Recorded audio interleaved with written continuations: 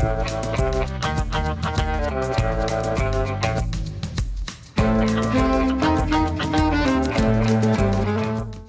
and welcome to Legally Consumed, a consumer products podcast by the consumer products law firm located in Melbourne, Australia.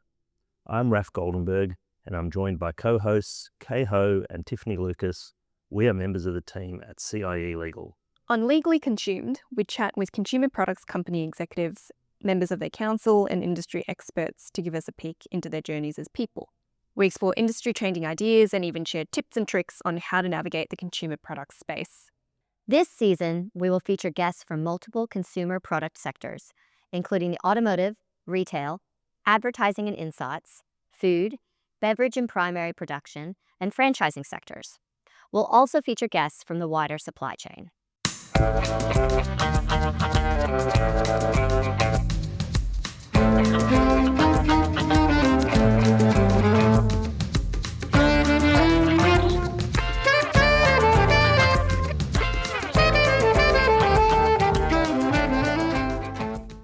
Welcome to another episode of Legally Consumed.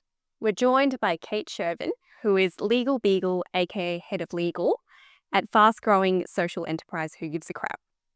In 2020, Kate received the ACC Australia Award for New to In-House Lawyer of the Year and has trailblazed ever since, being nominated for many awards since then. I'm Kay Ho, and I'm joined by my co-host Tiffany Lucas from the CIE Legal team. Welcome, Kate. Welcome, Tiff. Thank you. Now, let's go all the way back to the beginning. What was your first ever job when you started working? My very first job was at McDonald's. For anyone that has ever worked at McDonald's, they would know that it puts you in very good stead for anything you do in the future, because nothing can be quite as challenging as a 19-year-old manager on a power trip. It's a classic first job. Like, that's the grade A training that you can get. Yeah, and I can remember being told that if you have McDonald's on your CV, you will get any job after that in terms of uni job. And it was true. When I applied for jobs after that, I think I got offered about 5 and had the choice of which one I went for. Stakeholder management, resilience, pressure. So when you got your first paycheck at McDonald's, what did you spend that on? The very first thing I bought was a fluoro pink cover for my Nokia 5110. This was back in the days where it was Optus to Optus free calls after 8 p.m. And so I do remember that. Yeah.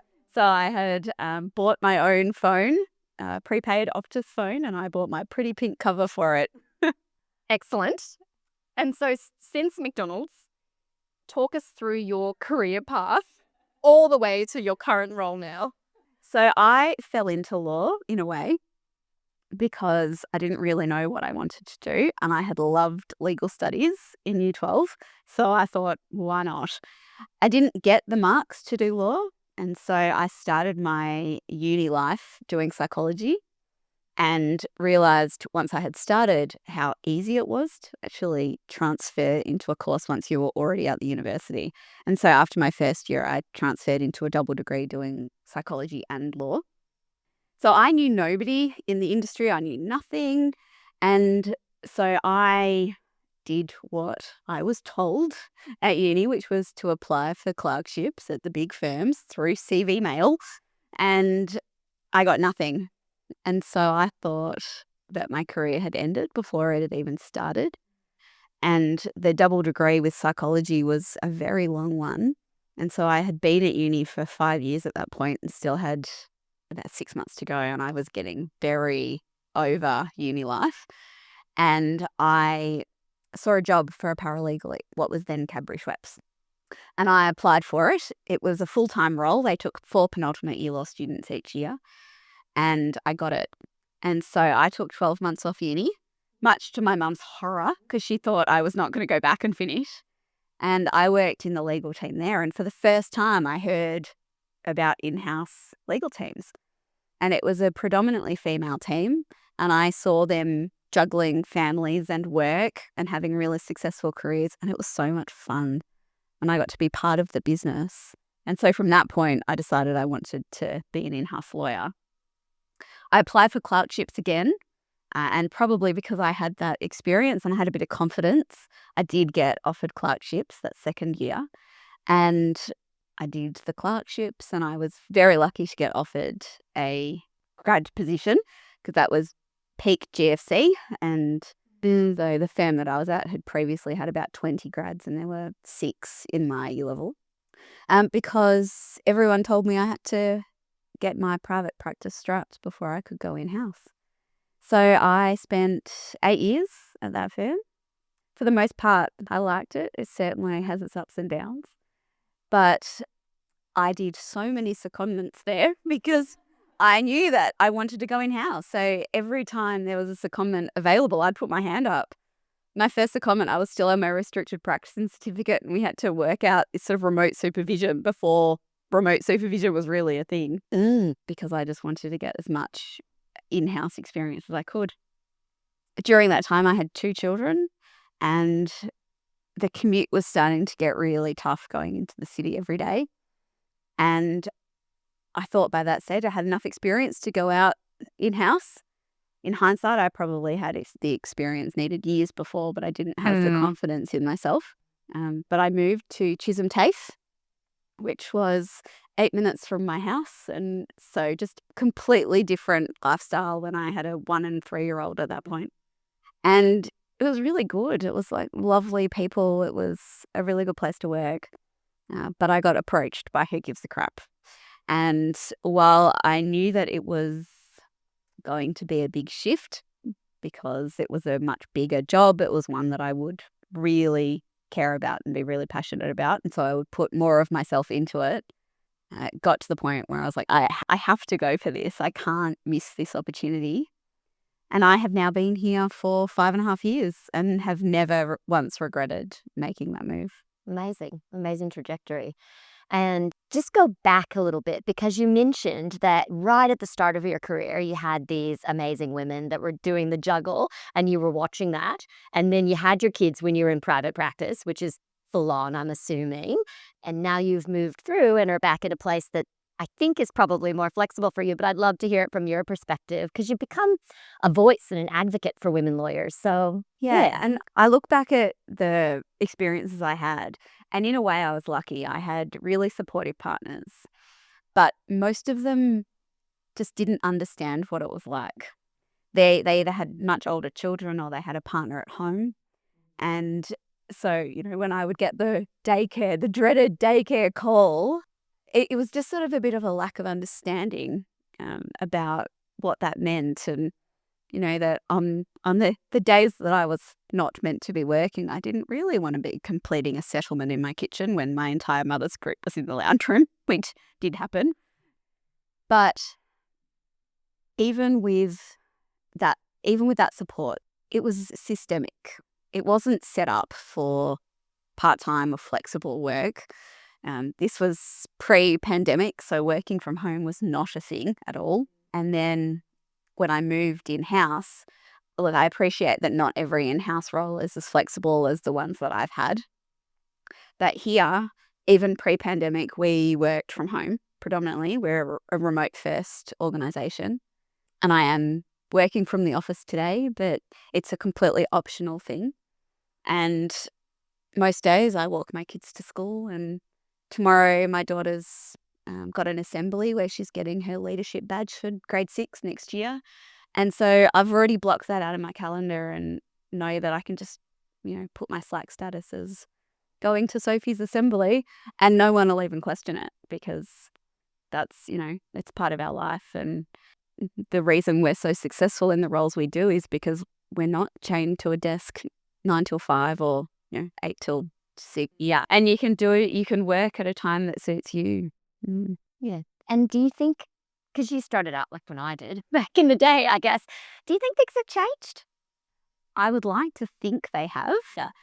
And I certainly think there are places now that have. Yeah. I'm not sure if that's the same everywhere, especially in the sort of firm that I worked at. Yeah.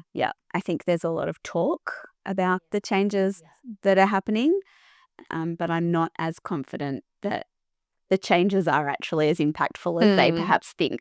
Yeah. But you're helping lead that change in a lot of ways by being kind of like an advocate for it. Why are you so passionate about that? Because you spend time doing it. I almost left the law a few times just because it got too hard and I didn't see a pathway forward. And I think also because I didn't know anyone in the legal industry when I was starting out. I didn't have anyone that could show me what the possibilities were. If you can't see it, you can't be it. Exactly. And so that's one of the things I try and do. I try and think, what did I want to know when I was starting out? What possibilities were available to you that weren't discussed at uni, so that if someone is having that, they are questioning what their place is in the law, they know that it's out there. It might take a little while to find, but that the great saying that your career is a marathon, not a sprint. If you know what you're looking for, there is a spot there. And now I look back and I'm so grateful I didn't leave. Yeah. But at the time, it just felt really hard. Yeah. Yeah, totally. I've heard that a lot too. A lot of women saying they hit kind of breaking points throughout their career where they thought, actually, maybe I'm not cut out for the law. Yeah. And it's because it's this environment where the law hasn't in the past been conducive to people having lives outside the law. That was always the problem. Yeah. You were expected to make your job your life. And I put so much of me into my job now because I'm so passionate about it, but it's in a way that works for me. And like I said, I predominantly work from home because that means that I'm around when the kids get home from school. Even if I'm still working, I could have meetings in the car on the way to netball and things like that. And it makes it a sustainable option. Whereas I look back at when I was in private practice and I was commuting, I've got sort of an hour train ride. So it would make it a very long day. And often my kids were asleep when I left and they were asleep when I got home. And that's not something I wanted to continue. Yeah.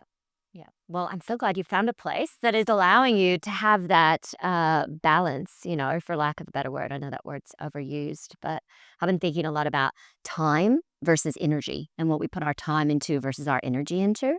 And I think that sounds like what you're talking about, able to do now, which is really great. Yeah. And when I'm with my kids, I want to be with my kids. When I'm at work, I want to be with my work. And when you do spend this many hours on something, when it is away from your family, you want to make sure it's worthwhile. Absolutely. And so now you're at Who Gives a Crap, and it is a place where you've found this flexibility and you're able to flourish and throw yourself into your job while still having the rest of your life. So just tell us a little bit about what you do there and what it's like and what your day-to-day is. And so I was the first lawyer at Who Gives a Crap, and quite early on in the piece, in relative respects, in terms of the business was still very much startup phase. We had about 50 employees. I was lucky in that the second ever employee at the business had done a law degree. He'd never worked as a lawyer. He'd met one of our co-founders while he was at uni and started working here. But he knew enough to know when things needed to get help. And he knew enough to say, we need a lawyer. We need someone who can dedicate themselves to this. I had grand plans when I started, and then 6 months later, COVID hit at a toilet paper company. It was a bit crazy. But for the most part, I think what I do is quite similar to what other in-house lawyers do, except everything we do has this additional lens over it. So we have our big, hairy, audacious goal, our BHAG, which is to ensure everyone on earth has access to a toilet and clean water. And we do that by donating 50% of our profits to charities. And, we have made a significant impact. So to date, the business has donated sort of $18 million. It was pretty incredible. yeah, incredible. So everything we do, we look at, will this help us achieve our BHAG? So while, traditional for-profit businesses look at, we just need to make profits for our shareholders, we need to make profits so we can make a bigger donation, which is a really interesting perspective. And it was certainly something that I had to almost train myself to think about when I first started. And it's certainly become second nature now because of how we work as a business. It's very collaborative. And that is always sort of in the back of everyone's minds about what we're actually here for, what our purpose is. And so you're set up as a B Corp. Yeah, so tell us a little bit about that, what it is. B Corp is sort of a benefit corporation, and you get certified to be a B Corp, and you have this sort of minimum standards to reach that level. For us, we didn't actually change anything we did when we applied to be a B Corp for the first time. That was back in 2018. It was more about sort of consolidating the things that we already did. But it's a really good way to show to the world that we are walking the walk, not just talking the talk. I think there can be a bit of skepticism about businesses saying they're doing these amazing things. And while, we have independent confirmation of the donations we make and things like that, I think the benefit of something like being a B Corp is it's a shortcut to say, yes, these people have jumped through hoops to show that they are doing all of this and they are trying to make a real difference. And so we can see, they're a B Corp. They are actually doing what they're saying. Yeah. And $18 million is absolutely amazing. And how does that translate to impact? Yeah, so we've just released our most recent donation. And I think in the last year, the partners that we have worked with have reached sort of almost 900,000 people. Wow. That's not just Incredible. our donations, but we have, helped them achieve that impact. And so we work with partners who know what they're doing. They're experts in this space, and they have different models or methods that they do. And our head of impact goes and assesses the partners and makes the decisions makes the recommendations that the board then decides where the money will go. Mm-hmm. And then we get to see, the impact that that's had. 2 years ago, I hesitated when I said 2 years ago because it feels like it was about 5 minutes, but 2 years ago, I was really lucky and I got to go over to Bolivia, and I met with one of our charity partners, Water for People, and we spent one day at their head office where they showed us the work that they did, which was really incredible. But then on the second day we were there, they took us out into the field, and we went to a school first of all, and this school, it was for the opening of a bathroom. Now, this is something that we all take for granted, but this whole community came out and welcomed us. And by that stage, I hadn't seen my kids for about a week and a half, so I was a blubbering mess. The kids performed dances, and there was this big opening ceremony because they had a bathroom, and it just made such a big difference to these kids to have a bathroom at school. And then that afternoon, we went out to this remote village, and we were talking to this beautiful family about the impact that having a bathroom in their home had. It's quite confronting to sort of go up to somebody's house and be like, "Can we have a look at your bathroom?" But they were so welcoming because it had made such a difference to their life and the way that they lived. They had a teenage daughter who previously hadn't wanted to bring any friends home because they didn't have any sanitation facilities there. And now they were so excited to have people over. And it's just to see that is something I will never forget. Makes every day more important, doesn't it? Yeah. And it really puts it into perspective, why we are here in our Collingwood office, that can sometimes feel a long way away, but to actually see that what we are doing is helping people. Yeah. Yeah, because it must feel like you're so far removed from what actually happens on the ground without actually seeing it. Yeah, they do that incredibly well. Our head of impact, she goes around and meets with the charity partners because we also want to make sure that the money we're donating is going to the right places. Absolutely. Yeah. And we always joke that whenever Robin presents at town hall, make sure you've got the tissues ready, because the stories that she shares, they are often happy stories, but all of them, you can see the profound impact that these charities have had on these people's lives. That's such a critical role as a head of impact. What kind of process would Robin go through to, I guess, do the DD and the due diligence on these partners to make sure you're partnering with the right organisations? Yeah, so she spends a lot of time with the charities. She's got an absolute wealth of experience in this area. So she sort of does a lot of the legwork and working with the charities. We have unrestricted funding. which means we don't provide funding for a particular project. We provide it to the charity to go, you are the ones that actually know best where this needs to go. But because of that, we then want to make sure we do find out where it's going. And then she makes recommendations to the board, and the board will officially sign off on it. And it's such an amazing ethos, and it all actually links back to the product too, to toilet paper. That's what's so clever about it all, I think. And the product is fun in and of itself. The packaging's fun. It's the silly words. It's all fun. And so just tell us a little bit about the product and about how that came to be, I guess. So our CEO, he came up with the idea, and he says it was a quarter-second epiphany.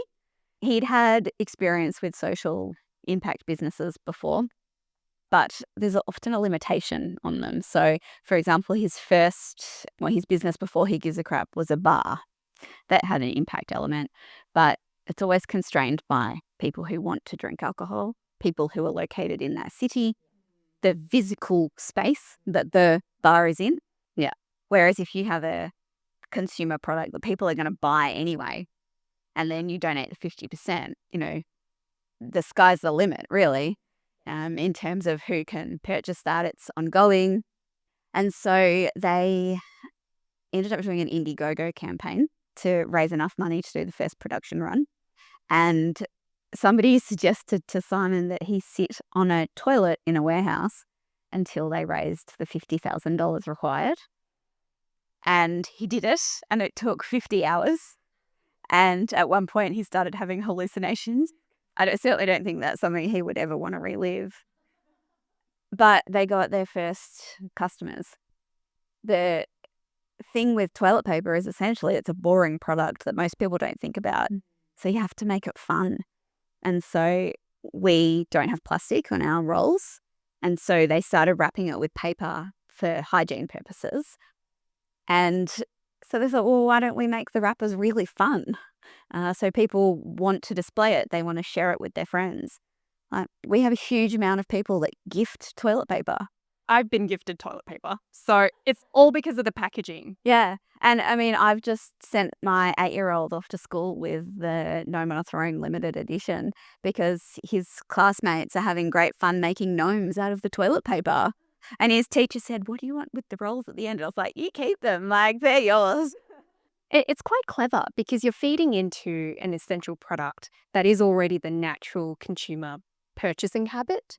Because I find a lot of people talk the talk. They say they want to do better things, they want to do things for the environment, but they're not actually willing to go out of their way to do it. And so you've quite cleverly fed into that. And that's exactly it. We've taken a product that people were going to buy anyway. And for the most part, there's no difference from buying toilet paper in the supermarket or buying it online. And in fact, now you can buy our products from the supermarket. It's something that people are already going to buy, and you're getting the donation out of it. For sort of people that know the philanthropic space, really all of the charities are fighting for the same slice of the pie, right? Because there's really only a certain amount of people that make significant donations. And so if they want to increase the size of that pool, they have to ask the same people to put their hand in their pocket and pull out more. Whereas if you have consumer-driven philanthropy, you're not asking people to do anything that they wouldn't have already done. But then you're getting the donation element. And even if, a small portion of other businesses took on this model, the impact is just exponential. And I think that's a really exciting possibility. And we're certainly seeing more and more of it. And I'm really excited about the future when hopefully we see even more businesses and consumers expecting more from the companies they buy from. I mean, I think we see that across the board, don't we? With ESG and, all of those things. People, I don't know if people care more or if people are just more aware, maybe in our more digital society. But do you think that is a driver for the company's growth? Well, it's really interesting because there are still a portion of our customers that don't know about our donation element. Right. They just like the pretty wrappers. The wrappers, the fun branding, and also the product. Yeah. There's no point in having this product that gives back to the world if it's terrible, people aren't going to want to use it. Yeah. And so that's one thing that's always been really important, is the quality of the product is excellent. Yeah. Earlier, you mentioned the pandemic, which we can't go by because this is a toilet paper product. So walk us through what that was like for you and for Who Gives a Crap. So we were still in the office, remember, and I can remember someone posting a picture in Slack of the supermarket shelves just being completely empty, and them saying, "Oh, that won't happen to us." And then I think within 3 days we were selling like 1,200% of our normal sales. Wow. And one thing we were really conscious of is we've had subscribers who have supported us from day one. We wanted to make sure we always had enough stock for our subscribers. And we were selling so much stock, our warehouse didn't actually know how much was left. They weren't able to keep track of it. So we made the decision to turn off our website, and we still had stock for our subscribers. And we knew that by not having to deal with sort of one-off orders as well. And on a whim, we put a wait list up on our website, and we thought we'd get maybe a couple of thousand people sign up. We had 500,000 people sign up to that wait list, because we were finding in those first few days when the big supermarkets were selling out, people were recommending us. We have a Slack channel that flags every time we're mentioned in socials. And normally you get a couple here and there, whereas those first few days it was like a running feed as just more and more people were mentioning us.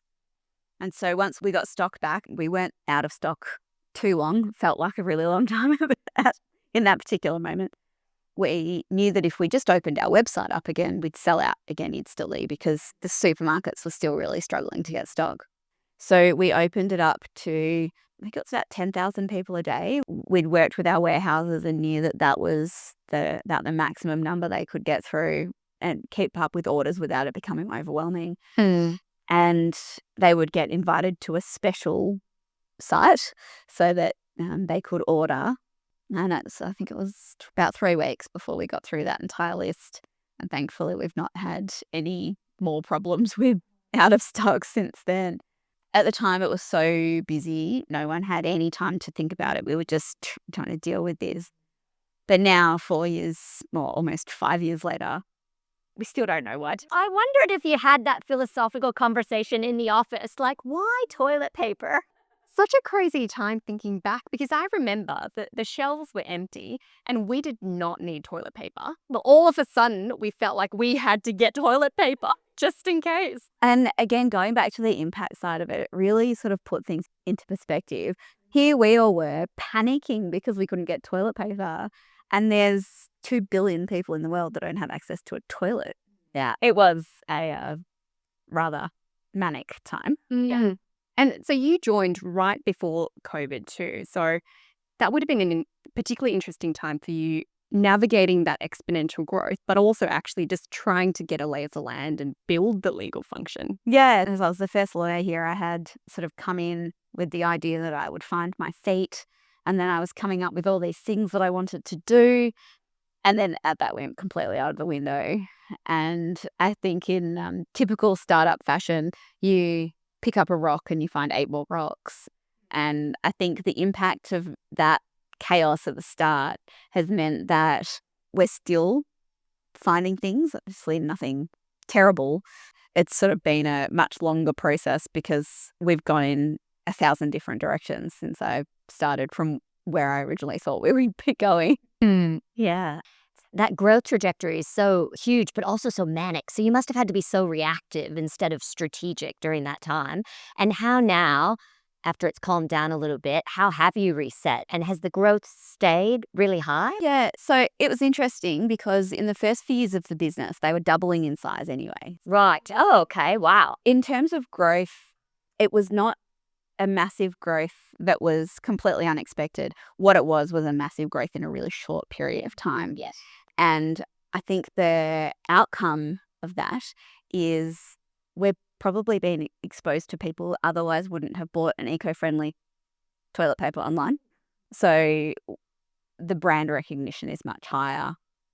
We launched into the US and the UK in 2017, and we've seen growth in there particularly in the UK. We're now the third biggest toilet paper brand in the UK. Amazing. So that's not in the eco category, that's just in general. Wow. Which is pretty incredible. Seeing that international growth has been really exciting. And do you find the markets to be different? Yes. Does everyone get the Australian humour? For the most part, I think in the places that we have gone, we've had some interesting chats with advertising standards and customer complaints over things. We do find that in particular in the US, even our legal advisors in the US just won't say our name. It either gets abbreviated or who gives a is quite common, which I think is interesting. You know, it's our company name. It's a registered trademark. Oh my God, that's hilarious. And in some ways, it doesn't surprise me because I'm American, and it's so conservative, but so aggressive in other ways. It's just, dichotomy. So you've gone internationally with the toilet paper, and what's next? Are there more global markets? Are there different products? What do you see in your crystal ball? Yeah, so the beauty of our business is that we do want to expand, because the more we expand and the more products there are, the more of an impact we can help make. So we will be expanding into other markets. We have a small presence in Europe at the moment, but that's something that we'll want to continue. And, even since I've started, we've launched new products. We've recently launched garbage bags, which is really interesting for us because it's our first plastic product. So it is post-consumer recycled plastic. It's taking plastic that would have otherwise been sent to landfill and turning it into something useful. But I've learned so much about landfills and how actually having rubbish destined for landfills in plastic is better than having biodegradable rubbish bags. Because if you put a biodegradable bag in a landfill, it will break down and then the methane will get released. I've learned a lot about this in the last couple of months, but we launched those products quite recently, and it's been really exciting to see the customer feedback, and they're great and they're pretty. Again, like garbage bags, pretty, but they're colourful and they're fun. Oh, that's so great. I've seen that, is it the Jello ad for the garbage bags that's gone viral? So if you haven't seen it, there's our bag and there's a generic bag hanging, and they put kilo tubs of jelly in to see at what point they break. And ours is significantly stronger. Oh, you guys should watch the video if you haven't seen it. Watching a bag split in slow motion and jelly come out, something I didn't think I needed in my life, but I really did. We all need that in our life, that's sure. And now that you've seen it, you've enjoyed it. Because I think when we were looking to Who Gives a Crap a while ago, what we didn't realize was the product range has actually expanded quite a lot over the years. And there are also dream cloths that are like your paper towel alternative. How would you actually describe the industry that you're in? Because we don't even know how to pinpoint the industry. Yeah, so I think we just say fast moving consumer goods, just because ultimately that's kind of where everything fits. But I think people are always going to know us as a toilet paper company. It's our core product. We do the fun limited editions, which I love. But yeah, I think toilet paper and other things. Other household things. They're all household things? Yeah. Yeah. Household essentials, I think. So, you've been at Who Gives a Crap for about 5 years now. What are some of the biggest regulatory and legal challenges that you've had to deal with over the years? I think the main thing is quantity, particularly because we're in so many different markets. It's keeping on top of things, particularly in the sustainability space, making sure that everything we say we are able to substantiate. And that's something that's really important to us. And it's something that I think we struggle with in terms of the landscape that we operate in. And by that, I mean we have a lot of new businesses and brands cropping up who sort of have nothing to lose. And so they will say things that, they shouldn't really be saying. And then our marketing team are like, but they're saying it. And it's having that conversation. Yes, they shouldn't be saying it, which means we're not going to say it. And so trying to, be the bigger person, that can be tricky when you can see other people saying and doing the wrong things. But that transparency is something that's really important to us. You know, our customers trust us, and we always want to make sure that we repay that trust. And there is this global push to sustainability, just in general, I feel, across all the industries. So in terms of environmental challenges, what are you foreseeing is a potential hurdle that you're going to have to work through in the foreseeable future? I don't think it's a hurdle for us because it's so ingrained in the ethos of our business that we do so much work into making sure that things are right to start with. I think where the challenge lies is actually making sure you're across all of the requirements that you have to comply with. And I think just by virtue of who we are, we will be compliant with it already, but it's submitting the right reports to the right person on the right time. And I think it's reflecting that I say recently, she's been here 12 months now, but we hired someone in our team who specializes in privacy and compliance because there's so many different things you have to comply with globally that we just needed someone who could own it and be on top of all of the dates and, you know, make sure that our modern slavery statement's been updated in the right time frame and things like that. It's a lot for you to do. And so you've previously spoken about how the business actually works with competitors on their supply chain and their sourcing. That seems completely contrary to what a business would usually do in competition. Can you talk us through the thinking behind that? I'll give an example because in the UK a few months ago, the sort of independent consumer watchdog had released a report that had looked at 5 brands that marketed themselves as 100% bamboo. Only 2 of them were found to be 100% bamboo. Oh, We, of course, were one of them. But one of the brands had 4% bamboo in their product. wow. And so we try to give people the benefit of the doubt and assume that they were not across their supply chain. Right?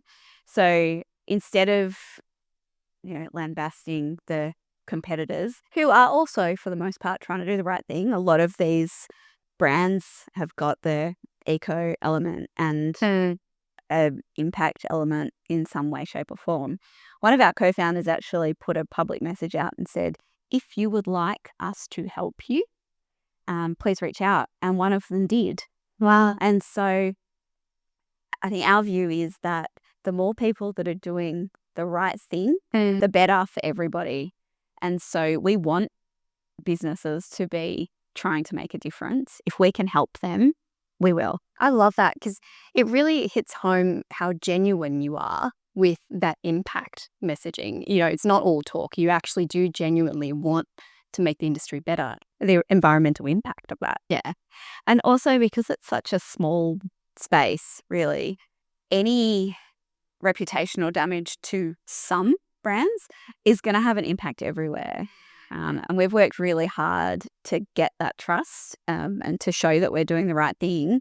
We want to make sure that everyone else is as well. Yeah. Yeah. Are there many competitors in that space globally in the markets that you're operating in? Yeah, there are, and they're increasing. Not just in the sort of toilet paper space, but I think we're seeing a lot of brands with the impact element, which we're very excited about. Seeing that there are more businesses out there trying to make a difference. And what about in Australia? Is that a trend you're seeing here too, or more in overseas markets? Yeah, so I think there's more in the overseas markets, but I think ultimately they're bigger markets.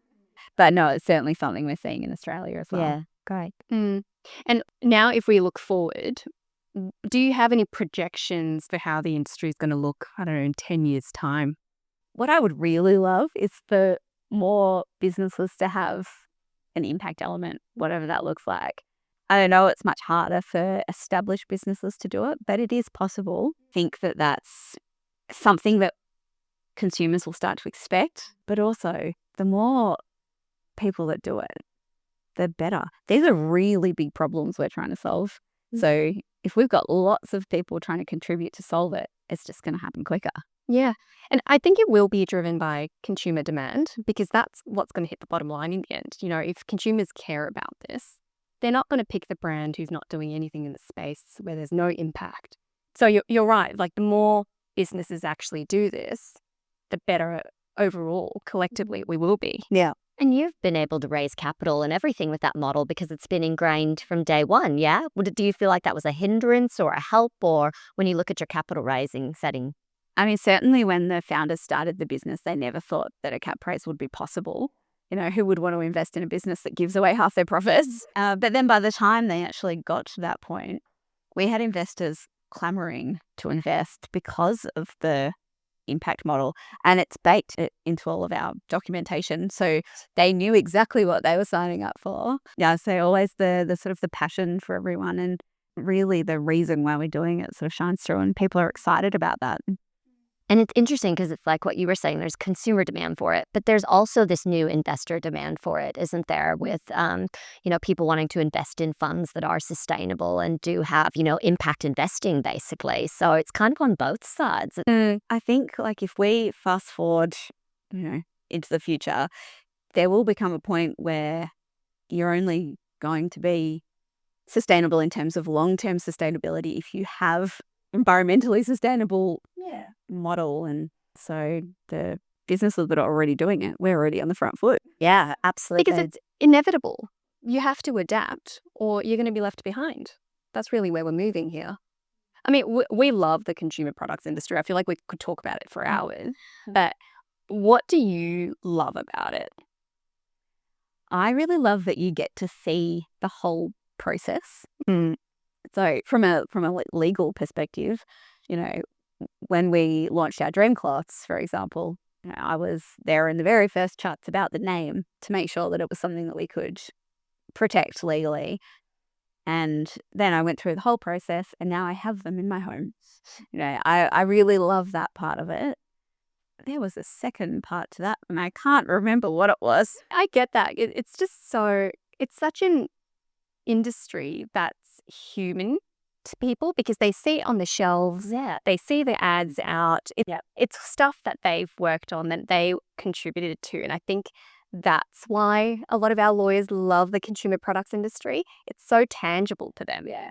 And that I just remembered my second point, which was the beauty of the consumer goods industry as well is we can increase we can add new products to the range. The launch of the garbage bags and pet waste bags are a prime example of that. We have added an entirely new category, which means that we may have new customers that wouldn't have bought eco-friendly toilet paper online, but now do want to buy recycled plastic garbage bags. And so you do open up a whole new world, each new product you have. Yeah. Well, we like to end the podcast with something a little fun, something a little out there. So, Kate, if you were Prime Minister of Australia for a day, what is the one law you would change?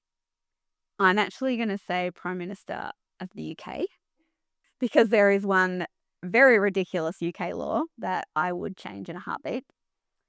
So if I was going to list our 3 items, one of them is considered a luxury good for the purposes of VAT.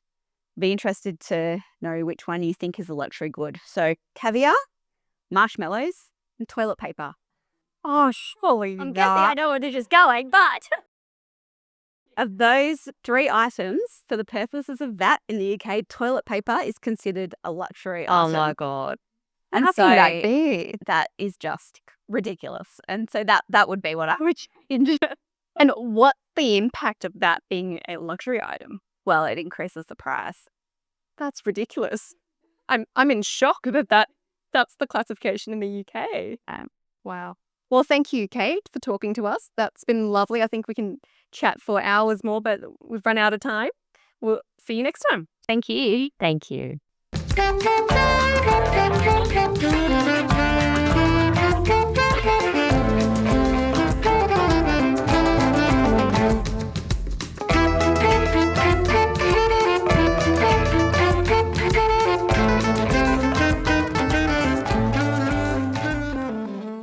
Thank you for tuning in to Legally Consumed, a consumer products podcast by the Consumer Products Law Firm.